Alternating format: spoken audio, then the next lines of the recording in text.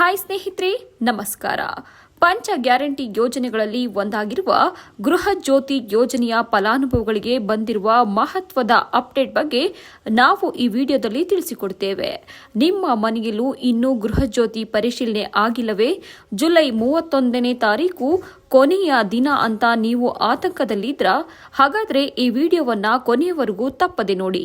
ಯಾಕಂದ್ರೆ ಬೆಸ್ಕಾಂ ಹಿರಿಯ ಅಧಿಕಾರಿಗಳು ಈ ಕುರಿತು ಮಹತ್ವದ ಸ್ಪಷ್ಟನೆ ನೀಡಿದ್ದಾರೆ. ಜೊತೆಗೆ ಯಾವ ದಾಖಲೆಗಳನ್ನು ಸಿದ್ಧವಾಗಿಟ್ಟುಕೊಳ್ಳಬೇಕು, ಪರಿಶೀಲನೆ ಹೇಗೆ ನಡೆಯುತ್ತದೆ ಮತ್ತು ಯಾರಿಗೆ ಏನು ಕೊಡಬೇಕು ಎಂಬ ಸಂಪೂರ್ಣ ಮಾಹಿತಿಯನ್ನ ಈ ವಿಡಿಯೋದಲ್ಲಿ ನಾವು ನಿಮಗೆ ತಿಳಿಸಿಕೊಡ್ತೇವೆ. ಅದಕ್ಕೂ ಮುಂಚೆ ಇನ್ನು ಯಾರೆಲ್ಲ ನಮ್ಮ ಡಿಜಿಟಲ್ ಅಸ್ತ್ರ ಯೂಟ್ಯೂಬ್ ಚಾನಲ್ ಅನ್ನ ಸಬ್ಸ್ಕ್ರೈಬ್ ಮಾಡಿಲ್ವೋ ದಯವಿಟ್ಟು ಸಬ್ಸ್ಕ್ರೈಬ್ ಮಾಡಿ, ಬೆಲ್ ಐಕಾನ್ ಒತ್ತಿ. ಹಾಗಾದ್ರೆ ಸರ್ಕಾರದ ಹೊಸ ಯೋಜನೆಗಳು, ಉದ್ಯೋಗ ಮಾಹಿತಿ ಹಾಗೂ ಪ್ರಮುಖ ಸುದ್ದಿಗಳನ್ನು ಮೊದಲು ಪಡೆಯಬಹುದು. ಸ್ನೇಹಿತರೆ, ಕಾಂಗ್ರೆಸ್ ಸರ್ಕಾರ ಜಾರಿಗೆ ತಂದಿರುವ ಪಂಚ ಗ್ಯಾರಂಟಿ ಯೋಜನೆಗಳಲ್ಲಿ ಗೃಹ ಜ್ಯೋತಿ ಯೋಜನೆ ಅತ್ಯಂತ ಜನಪ್ರಿಯ ಯೋಜನೆಯಾಗಿದೆ. ಈ ಯೋಜನೆಯಡಿ ಅರ್ಹ ಕುಟುಂಬಗಳಿಗೆ ಪ್ರತಿ ತಿಂಗಳು 200 ಯೂನಿಟ್ವರೆಗೆ ಉಚಿತ ವಿದ್ಯುತ್ ನೀಡಲಾಗುತ್ತಿದೆ. ಲಕ್ಷಾಂತರ ಕುಟುಂಬಗಳು ಈ ಯೋಜನೆಯ ಲಾಭ ಪಡೆಯುತ್ತಿವೆ. ಆದರೆ ಇತ್ತೀಚಿನ ದಿನಗಳಲ್ಲಿ ಈ ಯೋಜನೆಯ ದುರ್ಬಳಕೆ ನಡೆಯುತ್ತಿದೆ ಎಂಬ ಆರೋಪಗಳು ಕೇಳಿಬಂದಿದ್ದವು. ಕೆಲವು ವಾಣಿಜ್ಯ ಉದ್ದೇಶಕ್ಕೆ ಬಳಸುತ್ತಿದ್ದಾರೆ ಎನ್ನುವ ಆರೋಪವೂ ಇದೆ. ಅಲ್ಲದೆ ಅರ್ಹರಲ್ಲದ ಕೆಲವು ಮಂದಿ ಕೂಡ ಈ ಯೋಜನೆಯ ಲಾಭ ಪಡೆಯುತ್ತಿದ್ದಾರೆ ಎಂಬ ದೂರುಗಳು ಸರ್ಕಾರದ ಗಮನಕ್ಕೆ ಬಂದಿವೆ. ಇದರಿಂದ ಕಾಂಗ್ರೆಸ್ ಸರ್ಕಾರ ಗೃಹ ಜ್ಯೋತಿ ಯೋಜನೆಯ ಪುನರ್ ಪರಿಶೀಲನೆ ನಡೆಸಲು ಆದೇಶ ನೀಡಿದೆ. ಅದರಂತೆ ಜುಲೈ ತಿಂಗಳ ಆರಂಭದಿಂದಲೇ ಬೆಸ್ಕಾಂ ಸೇರಿದಂತೆ ಎಲ್ಲಾ ಎಸ್ಕಾಂ ಸಿಬ್ಬಂದಿ ಮನೆ ಮನೆಗೆ ತೆರಳಿ ಪರಿಶೀಲನೆ ನಡೆಸುತ್ತಿದ್ದಾರೆ.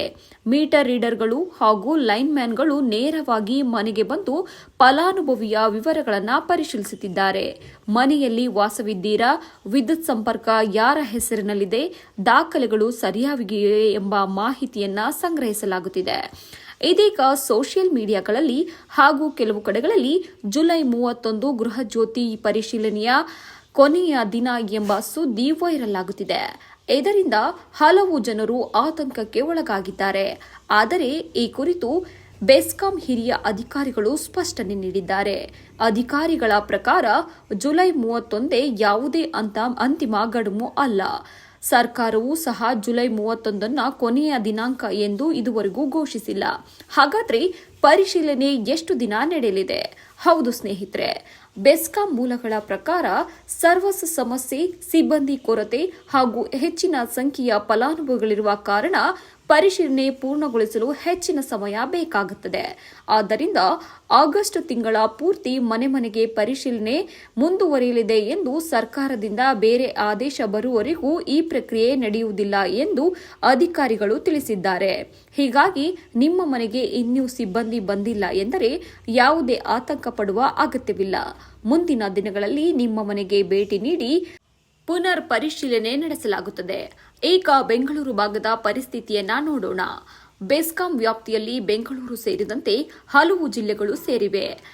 ಈ ವ್ಯಾಪ್ತಿಯಲ್ಲಿ ಸುಮಾರು 68.86 ಲಕ್ಷ ಗೃಹ ಜ್ಯೋತಿ ಫಲಾನುಭವಿಗಳಿದ್ದಾರೆ. ಆದರೆ ಜುಲೈ 28ರವರೆಗೆ ಕೇವಲ 50% ಮಾತ್ರ ಮನೆಗಳಿಗೆ ಪರಿಶೀಲನೆ ಪೂರ್ಣಗೊಂಡಿದೆ ಎಂದು ತಿಳಿದುಬಂದಿದೆ. ಆದರೆ ಇನ್ನು ಲಕ್ಷಾಂತರ ಮನೆಗಳ ಪರಿಶೀಲನೆ ಬಾಕಿ ಇದೆ.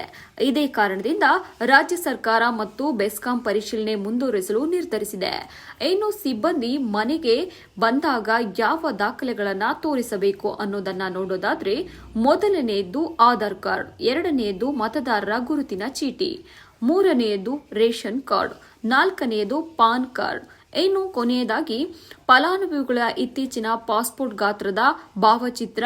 ನೀವು ಬಾಡಿಗೆ ಮನೆಯಲ್ಲಿ ವಾಸವಿದ್ದರೆ ಬಾಡಿಗೆಯ ಒಪ್ಪಂದ ಪತ್ರವನ್ನು ನೀಡಬೇಕು. ಈ ದಾಖಲೆಗಳನ್ನು ಮುಂಚಿತವಾಗಿಯೇ ಸಿದ್ಧವಾಗಿಟ್ಟುಕೊಂಡರೆ ಪರಿಶೀಲನೆ ಸುಲಭವಾಗಿ ಪೂರ್ಣಗೊಳ್ಳುತ್ತದೆ. ಇನ್ನೊಂದು ಪ್ರಮುಖ ವಿಷಯ ಎಂದರೆ, ಪರಿಶೀಲನೆಗೆ ಬರುವ ಸಿಬ್ಬಂದಿ ತಮ್ಮ ಅಧಿಕೃತ ಗುರುತಿನ ಚೀಟಿಯನ್ನು ಹೊಂದಿರುತ್ತಾರೆ. ಯಾವುದೇ ಅನುಮಾನ ಇದ್ದರೆ ಮೊದಲು ಅವರ ಗುರುತಿನ ಚೀಟಿಯನ್ನು ಪರಿಶೀಲಿಸಿ ನಂತರವೇ ದಾಖಲೆಗಳನ್ನು ನೀಡಿ. ಯಾರಿಗೂ ಬ್ಯಾಂಕ್ ಪಾಸ್ವರ್ಡ್, OTP ಅಥವಾ ATM ವಿವರಗಳನ್ನು ನೀಡಬೇಡಿ. ಪರಿಶೀಲನೆಗೆ ಇಂತಹ ಮಾಹಿತಿ ಅಗತ್ಯವಾಗಿರುವುದಿಲ್ಲ. ವಂಚಕರ ಬಗ್ಗೆ ಎಚ್ಚರವಿರಲಿ. ಇನ್ನು ಹಲವರಲ್ಲಿ ಒಂದು ಪ್ರಶ್ನೆ ಇದೆ. ಮನೆಗೆ ಸಿಬ್ಬಂದಿ ಬಂದಾಗ ನಾವು ಮನೆಯಲ್ಲಿ ಇಲ್ಲದಿದ್ದರೆ ಏನು ಆಗುತ್ತದೆ? ಅಂತಹ ಸಂದರ್ಭಗಳಲ್ಲಿ ಆತಂಕ ಪಡುವ ಅಗತ್ಯವಿಲ್ಲ. ಸಿಬ್ಬಂದಿ ಮತ್ತೊಮ್ಮೆ ಭೇಟಿ ನೀಡುವ ಸಾಧ್ಯತೆ ಇದೆ. ಅಗತ್ಯವಿದ್ದರೆ ನಿಮ್ಮ ಸ್ಥಳೀಯ ವಿದ್ಯುತ್ ಕಚೇರಿಯನ್ನು ಸಂಪರ್ಕಿಸಿ ಮಾಹಿತಿಯನ್ನು ಪಡೆಯಬಹುದು. ಸ್ನೇಹಿತರೆ, ಸರ್ಕಾರದ ಉದ್ದೇಶ ನಿಜವಾದ ಅರ್ಹರಿಗೆ ಮಾತ್ರ ಗೃಹಜ್ಯೋತಿ ಯೋಜನೆಯ ಲಾಭ ತಲುಪಿಸುವುದಾಗಿದೆ. ಆದ್ದರಿಂದ ಪ್ರತಿಯೊಬ್ಬ ಫಲಾನುಭವಿಯು ಪರಿಶೀಲನೆಗೆ ಸಹಕರಿಸುವುದು ಮುಖ್ಯ. ಮತ್ತೊಂದು ಮುಖ್ಯ ಮಾಹಿತಿಯನ್ನ ನೆನಪಿನಲ್ಲಿಡೋಣ. ಜುಲೈ 31 ಗೃಹಜ್ಯೋತಿ ಪರಿಶೀಲನೆಯ ಕೊನೆಯ ದಿನಾಂಕವಲ್ಲ. ಬೆಸ್ಕಾಂ ಅಧಿಕಾರಿಗಳ ಪ್ರಕಾರ ಆಗಸ್ಟ್ ತಿಂಗಳ ಪೂರ್ತಿ ಪರಿಶೀಲನೆ ಮುಂದುವರಿಯುವ ಸಾಧ್ಯತೆ ಇದೆ. ನಿಮ್ಮ ಮನೆಗೆ ಸಿಬ್ಬಂದಿ ಬಂದಾಗ ಅಗತ್ಯ ದಾಖಲೆಗಳನ್ನು ಸಿದ್ಧವಾಗಿಟ್ಟುಕೊಳ್ಳಿ. ಅಧಿಕೃತ ಸಿಬ್ಬಂದಿಗೆ ಮಾತ್ರ ದಾಖಲೆಗಳನ್ನು ನೀಡಿ. ಯಾವುದೇ ವದಂತಿಗಳಿಗೆ ಕಿವಿಗೊಡದೆ ರಾಜ್ಯ ಸರ್ಕಾರ ಮತ್ತು ಬೆಸ್ಕಾಂ ನೀಡುವ ಅಧಿಕೃತ ಮಾಹಿತಿಯನ್ನೇ ನಂಬಿ. ಕೊನೆಯದಾಗಿ ಸ್ನೇಹಿತರೆ, ಈ ಒಂದು ಮಾಹಿತಿ ನಿಮಗೆ ಉಪಯುಕ್ತವಾಗಿದ್ದರೆ ಈ ಒಂದು ವಿಡಿಯೋಗೆ ಲೈಕ್ ಮಾಡಿ. ನಿಮ್ಮ ಕುಟುಂಬದವರು ಹಾಗೂ ಸ್ನೇಹಿತರೊಂದಿಗೆ ಈ ಒಂದು ಉಪಯುಕ್ತ ಮಾಹಿತಿಯನ್ನ ಹಂಚಿಕೊಳ್ಳಿ. ಅವರು ಕೂಡ ಈ ಒಂದು ಮಹತ್ವದ ಮಾಹಿತಿಯನ್ನ ತಿಳಿದುಕೊಳ್ಳಲಿ. ಗೃಹಜ್ಯೋತಿ ಯೋಜನೆ, ಗೃಹಲಕ್ಷ್ಮಿ, ಅನ್ನಭಾಗ್ಯ, ಬಿಪಿಎಲ್ ಕಾರ್ಡ್, ಸರ್ಕಾರಿ ಉದ್ಯೋಗಗಳು ಹಾಗೂ ಕರ್ನಾಟಕದ ಪ್ರಮುಖ ಸುದ್ದಿಗಳ ಅಪ್ಡೇಟ್ಗಳನ್ನು ಪ್ರತಿದಿನ ಪಡೆಯಲು ನಮ್ಮ ಯೂಟ್ಯೂಬ್ ಚಾನೆಲ್ಗೆ ಸಬ್ಸ್ಕ್ರೈಬ್ ಮಾಡಿ. ಮತ್ತೆ ಮುಂದಿನ ಉಪಯುಕ್ತ ವಿಡಿಯೋದಲ್ಲಿ ಭೇಟಿಯಾಗೋಣ. ಧನ್ಯವಾದಗಳು. ಮತ್ತೆ ಸಿಗ್ತೀನಿ.